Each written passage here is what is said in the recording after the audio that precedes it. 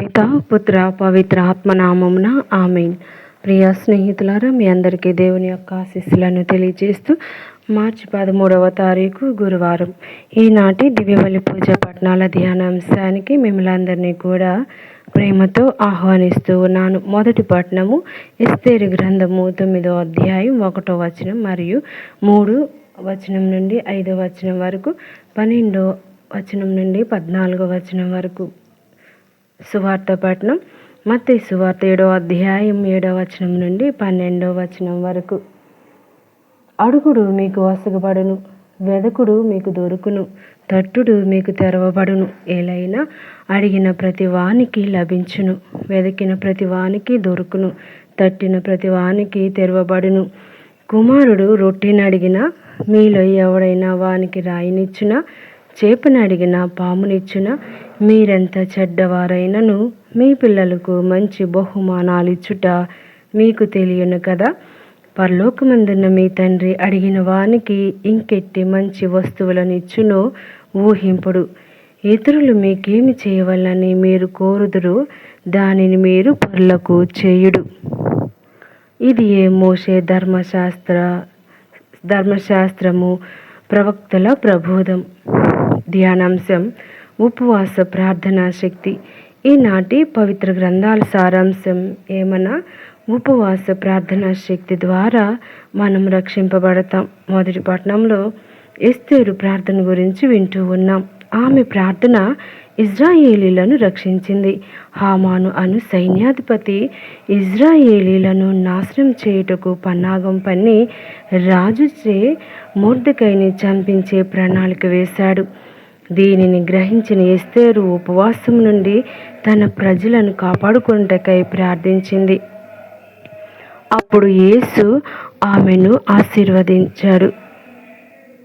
దేవుడు ఆమెను ఆశీర్వదించాడు. రాజు మనస్సును కరిగించాడు, ఇజ్రాయేలీలను రక్షించాడు. నేటి సువార్తలో క్రీస్తు ప్రభు అడుగుడు మీకు వసగబడును, వెదకుడు మీకు దొరుకును, తట్టుడు మీకు తెరవబడును అన్నాడు. ఎస్తేరు ఉపవాసం ఉండి అడిగెను, ఆమెకు వసగబడింది. సమస్యల్లో ప్రభువును వెతికినది, ప్రభు దొరికాడు. క్రీస్తు ప్రభు స్వయంగా ఉపవాసం ఉండి 40 పగళ్ళు ప్రార్థించాడు, 40 రాత్రులు దేవుణ్ణి వేడుకున్నాడు, సైతాను శోధనలను జయించాడు. మత్తయి సువార్త 4వ అధ్యాయం 11వ వచనం. శోకంలో తమ్ముడు లాజరు మరణంతో ఉన్న మరియ మార్తలను ప్రభువు ఓదార్చాడు. యోహాను సువార్త 11వ అధ్యాయం 44వ వచనం. నిన్ను సృష్టించక పూర్వమే నీకు కావలసిన సమస్త భౌతిక వస్తువులను దేవుడు మీకు సమకూర్చియే ఉన్నాడు. మత్తయి సువార్త 6వ అధ్యాయం 8వ వచనం. ఇక మీరు అడగవలసినది నిత్య జీవం గురించి, వెదకవలసినది ఆ దేవుని ఇరుకైన మార్గ ప్రవేశం.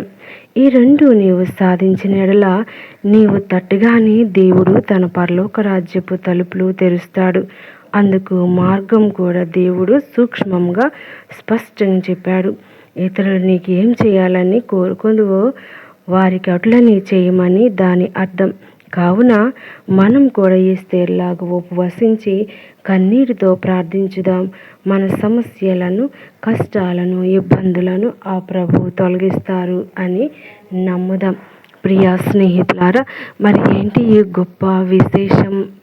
ఈ దివ్యబలి పూజ పట్టణాల్లో మనం ధ్యానించవలసినటువంటి విషయం ఏమిటంటే ఉపవాసం. మరి 40 రోజులు కూడా ఉపవాసం ఎవరుంటారండి?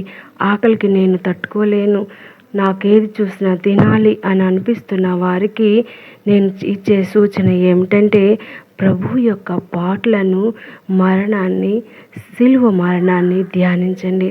ఆ ప్రభు మీద మనం ప్రేమను పెంచుకున్నప్పుడు మనకి ఆకలి దప్పులు అనేవి దూరం అవుతూ ఉంటాయి. ఎందుకనగా ప్రభువే మన ఆకలి, ప్రభువే మన దప్పిక, ప్రభువే మన జీవం అని విశ్వసించండి. మరి ప్రభువే ఎప్పుడైతే తండ్రిని అంటుపెట్టుకుని ఉన్నాడో 40 రోజులు పగళ్ళు రాత్రులు ఉపవసించారని మనం ధ్యానిస్తూ ఉన్నాం. ప్రభు ఏ పని చేయకుండా మనల్ని చేయమని ఆదేశించలేదు. మనం ఏ పని చేయవలసి వచ్చినా కానీ ప్రతి ఒక్కదానికి కూడా బైబిల్లో మనకి జవాబు ఉంది అని విశ్వసించండి. ఆ ఉంది అని తెలుసుకోవటానికి మనం అనుదినం బైబిల్ పారాయణం చేయాలి.